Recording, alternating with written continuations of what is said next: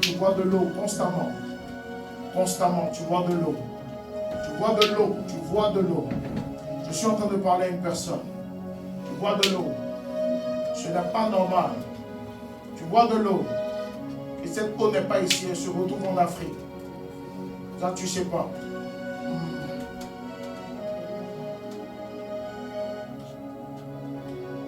Fais un pas vers moi.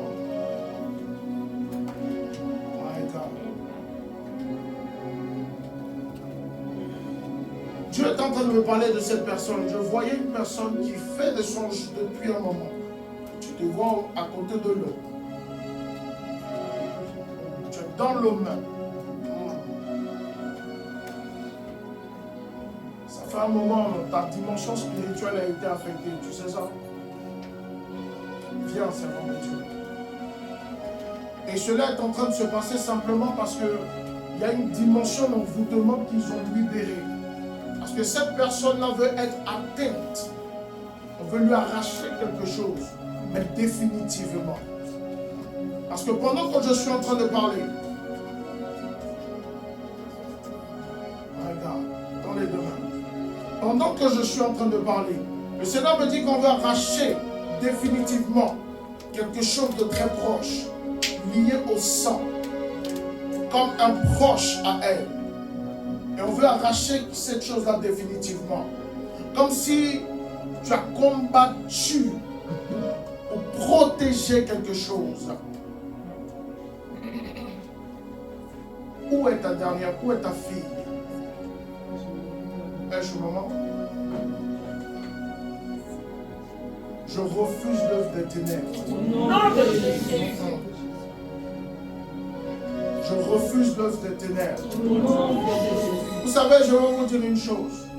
On n'attaque jamais un chrétien lorsqu'il est en feu.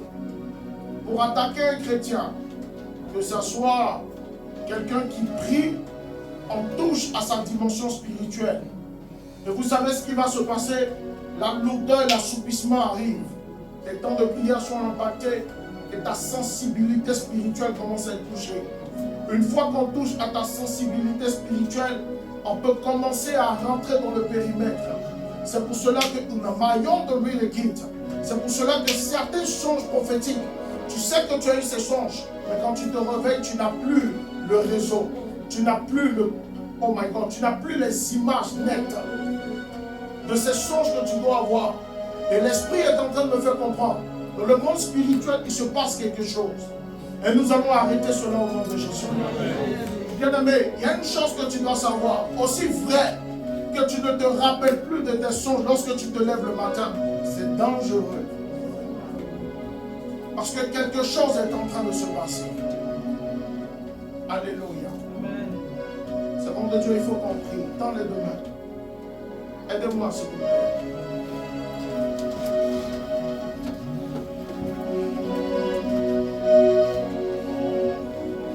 Tu sais pourquoi tu es dans le viseur? Parce que tu es une Amazone spirituelle. Une sentinelle de l'Éternel. Et le Seigneur est en train de me dire, il fut une saison avant celle-là où les dons étaient en train de monter dans une dimension. Où les révélations commençaient à être assez précises. Et dans le monde spirituel, ils ont voulu toucher. Pourquoi? Parce que tu étais en train de monter pour voir ce qui est en train de se préparer spirituellement. Il fallait qu'on touche à ton œil spirituel. Il fallait qu'on touche. Et même ça déteint sur un domaine de ta vie. Et quand tu as commencé à sentir ce domaine, ça nourrit, ça a affecté ta vie spirituelle. Mais nous allons prier au nom de Jésus. Dis avec moi, au nom de Jésus-Christ. Comme de main vers la servante de Dieu. Est-ce que je peux avoir une bouteille d'eau? Dis au nom de Jésus-Christ. Au nom de Jésus. Tout projet marin, tout projet des ténèbres contre ta vie est renversé maintenant. Au nom de Jésus, nous annulons tout ce qui est établi dans le monde spirituel contre ta vie. Au nom de Jésus, commence à prier. Prie pour elle.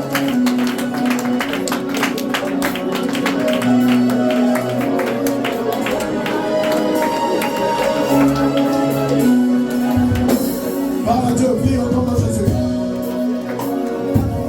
Si tu pries pour elle,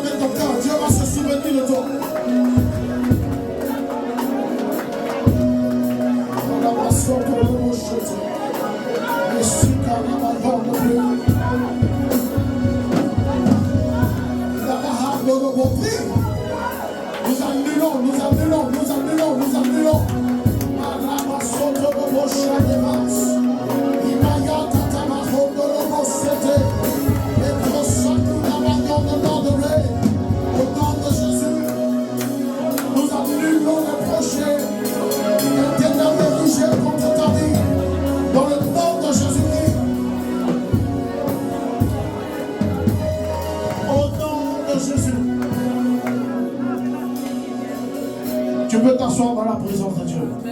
Servant de Dieu, tend la main droite. Le Seigneur me dit qu'il renouvelle l'onction. Tu sais, les finances pour le Seigneur, ce n'est rien du tout. On doit te distraire. Sinon, ce n'est pas que ta vie financière est touchée en tant que telle. On doit te distraire. Il faut qu'on mette certains blocages. Il faut qu'on mette certaines difficultés pour que ton attention soit détournée. Tu comprends ce que je suis en train de dire? Pour que ton attention soit détournée. Une fois que ton attention est détournée, on peut rentrer facilement chez toi. Mais je prie que cela s'arrête au nom de Jésus. Que cela s'arrête au nom de Jésus.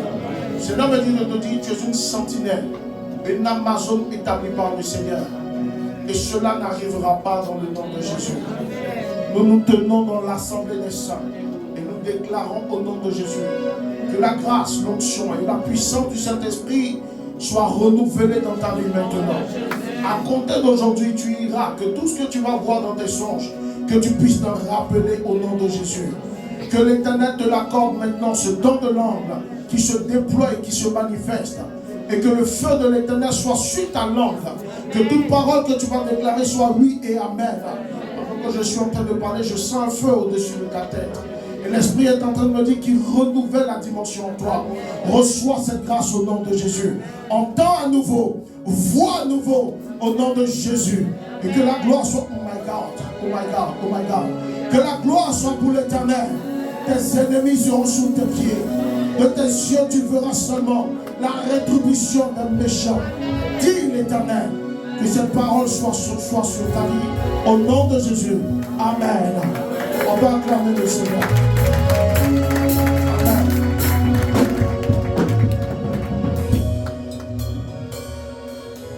Nous sommes ici. Oh, les hommes de Dieu, asseyez-vous, s'il vous plaît.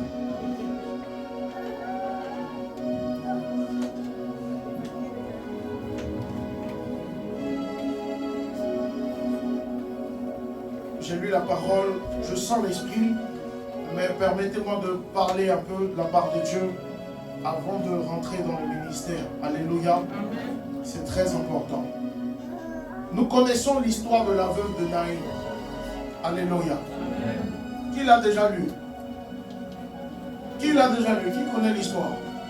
Et voici que la Bible aujourd'hui nous ramène dans ce récit pour attirer notre attention sur une dimension que l'Éternel a apporté dans la vie de son peuple. La Bible nous dit que voici, lorsque les disciples et Jésus-Christ étaient en train de rentrer dans la ville, ils étaient proches de la porte, qu'ils voient un cortège. Dis avec moi un cortège. Dis avec moi un cortège. Oh, j'entends pas ta voix. Dis un cortège. Oui, c'est ça.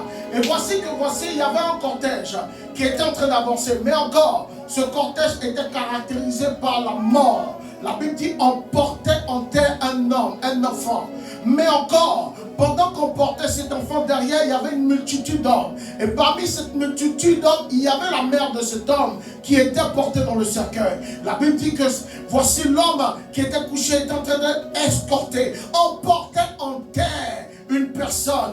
La Bible déclare que sa mère qui pleurait était une veuve. Elle avait une caractéristique. C'était pas une femme normale. Elle n'était pas comme tout le monde. La Bible la caractérise de veuve. Or, quand on me parle d'une veuve, une veuve c'est quelqu'un qui a déjà souffert. Une veuve c'est quelqu'un qui a déjà pleuré. Mais voici quand on voulait qu'elle pleure à nouveau. La Bible dit que cette veuve, ce qui veut dire qu'elle avait déjà perdu un être cher. Elle avait perdu quelqu'un qu'elle aimait. Mais voici encore une autre personne qu'elle aimait est en train de le porter en terre. La Bible dit, voici la mère de cet homme. Oui, est en train de l'accompagner. Elle avait tant souffert, mais elle avait un seul enfant. Elle s'est dit, c'est la seule chose qui pouvait certainement la combler. Vous savez, quand une femme perd son mari, c'est tragique pour elle. c'est une calamité, c'est une souffrance. Et vous savez, un enfant, Dieu lui-même pour venir sur la terre a pris une histoire, le parcours d'un enfant. Pourquoi? Parce qu'il devait porter le nom de son Père. La Bible dit qu'il est fils de Dieu. Il dit quoi? Celui qui m'a vu a vu le Père. Pourquoi? Parce qu'un enfant est le prototype de ses parents. Amen. Lorsque tu vois un enfant, tu vois tout de suite la gloire qu'il est capable de porter. Souvent les parents peuvent échouer, mais lorsque les parents regardent l'enfant, on sait que l'enfant est capable de nous apporter la joie qu'on n'a pas connue, la bénédiction qu'on n'a pas connue. Alléluia. Amen. Souvent les enfants viennent pour briser les limites, lui qui était imposé dans notre vie. Amen. Cette femme avait tout perdu. Cette femme avait perdu son mari, l'espoir de sa vie, l'amour de sa jeunesse. Elle avait perdu cet homme, mais voici encore l'espoir qu'elle avait, le seul espoir qui pouvait ramener l'image de son mari. La Bible déclare que cet espoir-là était porté dans un cercueil. Double souffrance. Dis avec moi, double souffrance. Certainement ceux qui connaissaient la femme, ils l'avaient déjà vue dans une dimension où on portait un homme qu'elle avait aimé. On savait qu'elle avait déjà pleuré. Mais encore, on la voit à nouveau en train de pleurer. Parce que la seule chose qui lui restait, c'était son enfant. Et cet enfant était porté en terre. Pendant qu'il partait, dis avec moi, pendant qu'il partait, ils vont faire une rencontre. Au moment d'arriver à la porte, la Bible dit qu'ils étaient près de la porte. Et voici qu'ils vont rencontrer un homme. La Bible dit que Jésus-Christ de Nazareth va voir le cortège. Et automatiquement, il sera rempli d'émotion, rempli de compassion. Il voit la dame. Et elle n'avait pas besoin de lui dire qui c'était. Il connaissait déjà l'histoire de cette femme. Mais automatiquement, la Bible dit qu'il fut rempli de compassion. Il arrêta le cercueil. Et il y a une chose qui a frappé mon esprit. Il a changé la trajectoire de ce cortège.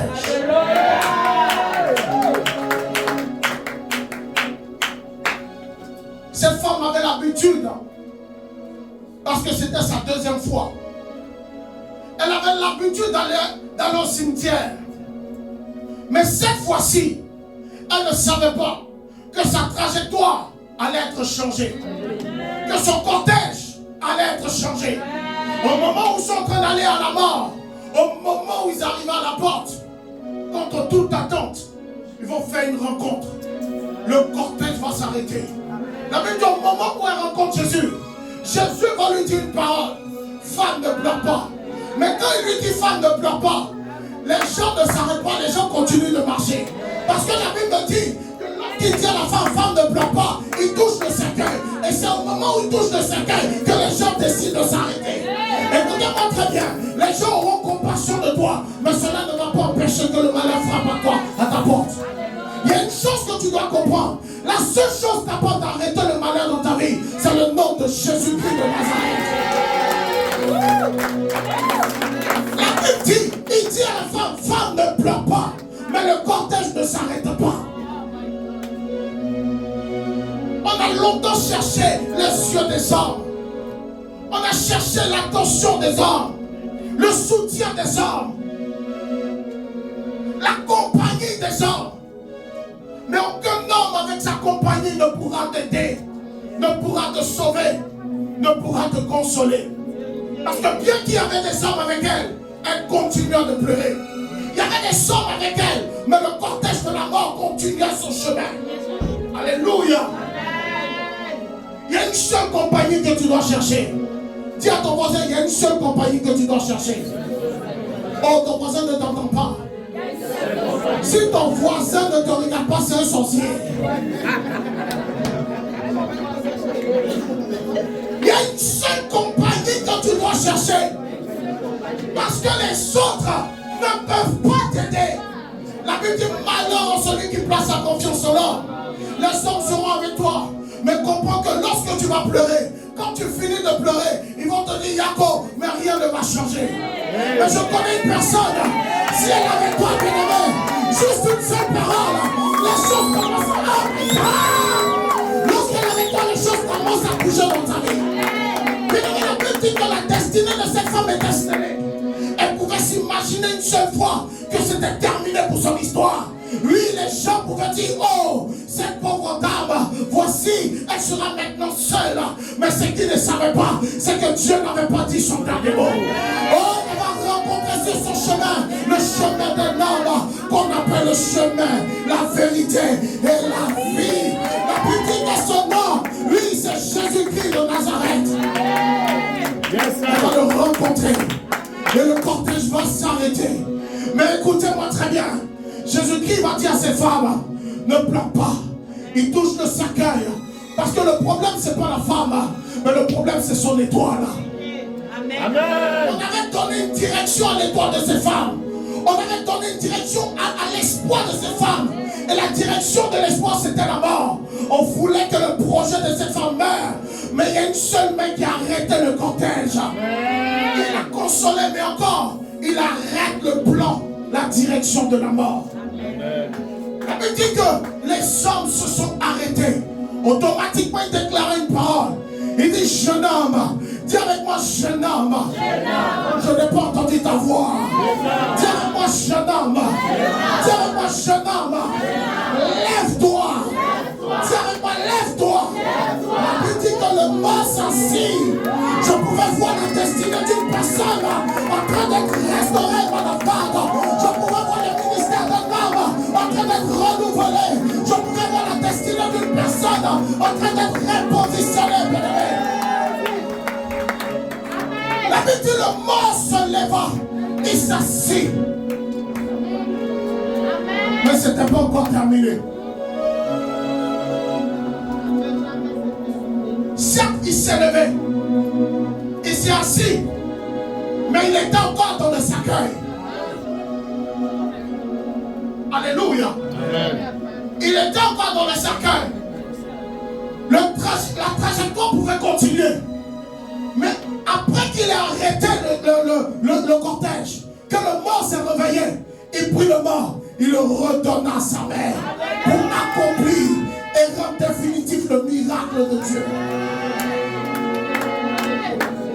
Cela pour dire à une personne, peut-être qu'on t'a donné la trajectoire de la mort. Peut-être qu'on a voulu arrêter ta destinée. Peut-être qu'on a voulu arrêter ton évolution. Peut-être qu'on t'a volé ce que tu avais de plus cher. Mais ce que tu ne sais pas, c'est que l'Éternel vient te redonner cela. Oh, quelqu'un n'a pas dit Amen. Celui qui dit Amen, le miracle de Dieu arrive sur lui. Quelqu'un n'a pas dit Amen. Je dis, celui qui dit Amen reçoit la grâce de Dieu. Il y a une intervention de l'Éternel qui arrive sur la vie d'une personne maintenant. Pendant que je suis en train de parler, la main de Dieu renouvelle toutes choses en toi. Alléluia. Il prit l'enfant, il le redonna à sa mère. Il y a une chose qui va être restituée aujourd'hui. Amen. C'est la nuit de l'oracle. Oracle. Alléluia. Dis avec moi la nuit de l'oracle. Dis avec moi la nuit de l'oracle. Ce qui t'a été pris te sera restitué. Ce qui t'a été volé te sera redonné. Bien aimé, il y a des gens qui ont pensé qu'à cause de ton évolution, c'est terminé, ton histoire est finie. Il y a des gens quand on te regarde aujourd'hui, on a déjà tracé ta fin. Pousse. Quand on regardait cette femme, on connaissait déjà sa fin. On sait que c'est une veuve, mais qu'elle est devenue aussi une maman qui a perdu son enfant. Et beaucoup d'entre nous, quand on nous regarde, on a déjà collé une étiquette sur notre vie. Parce qu'on pense que c'est terminé. Mais dis à ton voisin, ce n'est pas encore fini. Oh, regarde ton voisin, dis-lui, ce n'est pas encore terminé. Lui, souvent, le diable pense qu'il a mis un point à ton histoire. Quand tu mets un point, c'est pour arrêter. Mais ce qu'il ne savent pas, c'est que quand tu mets une autre virgule, c'est que l'histoire peut continuer. Pendant que le diable met un point, le Seigneur vient mettre une virgule à ton histoire. Pour te dire que ton histoire n'est pas terminée. Ton histoire continue. Je veux dire à une personne aujourd'hui, je n'ai pas terminé. Regarde ton voisin, dis-lui, je n'ai pas terminé. terminé. Dis voisin. Oh, touche ton voisin, touche ton voisin. Dis voisin. Réveille ton voisin. Dis voisin. Regarde-moi bien. Ce n'est pas encore terminé. Alléluia. Longtemps, les enfants de Dieu sont dans la souffrance. L'homme de Dieu a donné l'exemple que tellement papa. Deux femmes étaient en train de dormir dans la nuit. Pendant la nuit, il y a une qui a connu la mort. Mais au lieu de garder sa mort, elle veut prendre sa mort pour la communiquer à sa soeur. Et le matin se réveille, la mort était de son partage. Écoute-moi très bien, les gens ont voulu échanger ton histoire. Mais ce qu'ils ne savent pas, c'est que l'Éternel était de ton côté. Si l'Éternel est avec toi, qui combattra contre toi? Si l'Éternel est avec toi, qui s'arrêtera contre toi? Il a dit à Josué, il dit tant que tu vivras, aïe aïe aïe aïe aïe, nul ne tiendra devant. Je serai avec toi. Je vais dire à une personne, peu importe ce que les gens disent de toi, peu importe ce que ta famille a dit, ton histoire n'est pas encore terminée. Je dis peu importe ce que les gens disent de ta vie, ton histoire n'est pas encore terminée. Alléluia. Avec l'Éternel, tu n'es jamais tard. Avec l'Éternel, tu n'es jamais fini. Qui t'a dit que ton âge était trop avancé? Qui t'a dit que les opportunités étaient finies? Qui t'a dit? Dis voisin, qui t'a dit ça? Je connais des enfants de Dieu aujourd'hui qui ont même catégorisé leur propre vie. Ils se sont habitués à l'échec. Ils se sont habitués à la médiocrité. Ils se sont donné une fin de vie. Mais qui vous a annoncé ces choses? Alléluia. Christian redonnait l'espoir à une personne. Oh, ton amen n'est pas arrivé ici. Oh, Seigneur, je dis pendant que tu t'envoies, tu ne ressortiras pas d'ici sans la restauration de ton espoir, sans la restauration de ton étoile. Je veux dire qu'ici, en qualité de prophète, et j'annonce ces paroles sur ta vie. La politique de la mort et la vie sont au pouvoir de ma langue.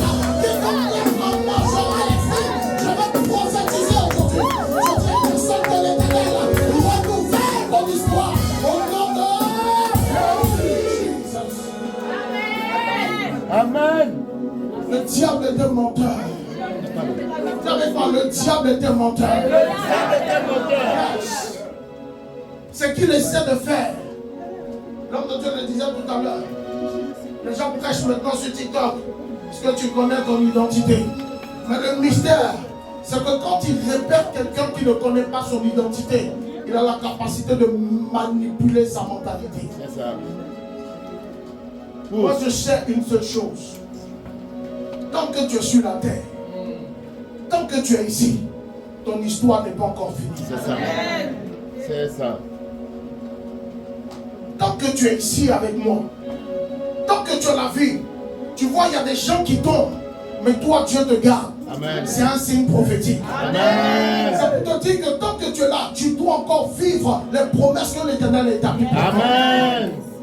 Alléluia. Amen. Am I talking to somebody Come on, tonight? come on. Tonight. Come on, come on. Come on. Je veux parler à quelqu'un aujourd'hui. Dieu est sur le point de faire quelque chose de fort. Bien-aimé, tiens-toi debout avec moi. Tiens-toi debout avec moi. Nous allons rentrer dans une dimension de prière prophétique. Regarde. Nous sommes à la 4e veille. Une heure prophétique. La Bible dit que chaque fois que Jésus se tenait pour prier, il se tenait là. La 4e veille. Tu vas prier avec moi. Si tu regardes ton voisin, c'est toi qui vois. Laisse-moi te dire que, comme moi-même, j'ai quitté chez moi à la maison, je disais, oh Seigneur, toi seul tu sais ce que tu as prévu pour moi.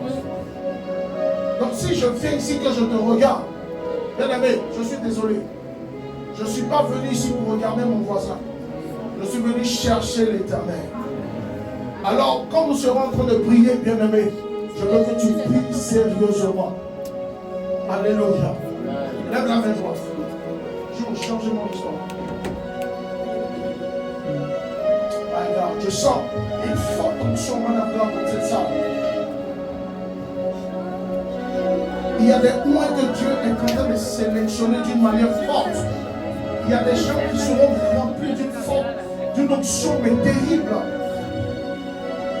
Lève la main droite.